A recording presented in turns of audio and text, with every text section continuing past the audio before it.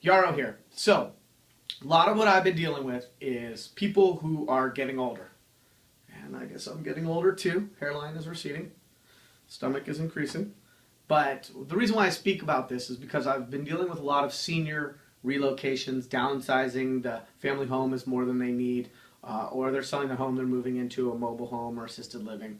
So I've been dealing with a lot of that. And the other thing I've been dealing with a lot in terms of age-related real estate transactions is people who are retiring.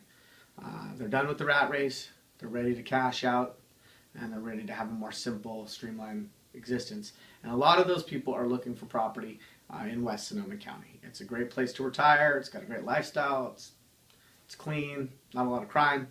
It's got all the attributes that somebody would look for when they're thinking about where they want to have their final home. And so the reason why I'm sharing this with you is because it always triggers these uncomfortable conversations about life expectancy and what's going to happen at the end of working and where do I want to be and what does my life look like? Do I want to be up on a hill someplace? Do I want to be close to the hospitals and doctors? And it's sometimes an uncomfortable conversation when it touches on some of these things like mortality. But here's the point that I wanted to make.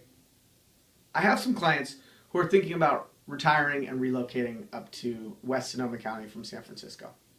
And one of the things that my client has been kicking around is, do they buy now before they have to retire and rent it out, or do they wait until they know they're going to retire and buy then? And my client is very qualified. She can purchase much more property than she's ever going to need. And so I just want to share with you some of the broad economic dynamics that people should consider when they're thinking about buy now, buy later, especially for a retirement home that they're planning on occupying as their primary residence in the future. Because I've got more than one client in this scenario, and you might be the next client in this scenario. So there's a couple things to consider. The first is when you're buying a home, you've got to look at your acquisition costs. And you have to make some predictions or some projections, as inaccurate as they may end up being, about where you think the market is going to go in the number of years between now and when you actually retire. If the market is going down and prices are going down, it might make sense to wait a year or two or three and see what happens to the market. Maybe those acquisition costs are going to be lower. If the market is going up, I probably don't need to fill in the blanks for you. It might not make as much sense to watch those prices go up and then purchase at a later date. But wait, there's another facet. The other facet, if you're purchasing and you're getting a loan, is cost of funds, or interest rate, for lack of a better word. So your interest rate is your cost of funds. And if interest rates go up, your cost of funds goes up. So if the interest rates go up, but the prices of houses remain the same, it will cost you more to buy a $500,000 house than it would have when the interest rates were lower. And of course, nobody has a crystal ball. We don't know where interest rates are going to go. But the predictions are that they've been so low for so long that they only have room to go up over time. So if the interest rates go up, that makes the acquisition cost more expensive to people.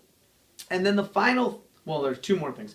The next thing is, if you're buying a home for retirement, it makes a lot of sense to buy it before you retire because there is some uncertainty about what could trigger retirement, maybe a health scare. But the other reason is because it makes a lot of sense to have residential income property and rent out a retirement home and acquire it at today's prices while the market is still going up, and to get some income from that and also be able to ride up the appreciation. So that was my fourth point, is the appreciation. We talked a little bit about, is the market stable? Is it going up? Is it going down? So if a market is going up at a pretty rapid clip, let's say more than 6 or 7% per year. If a market is going up, unless you're saving more money than the increased cost over time, it doesn't make a lot of sense financially to wait to purchase.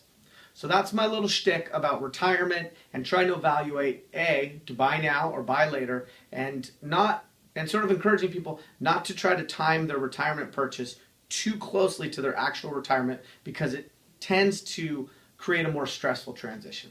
Thanks so much for listening.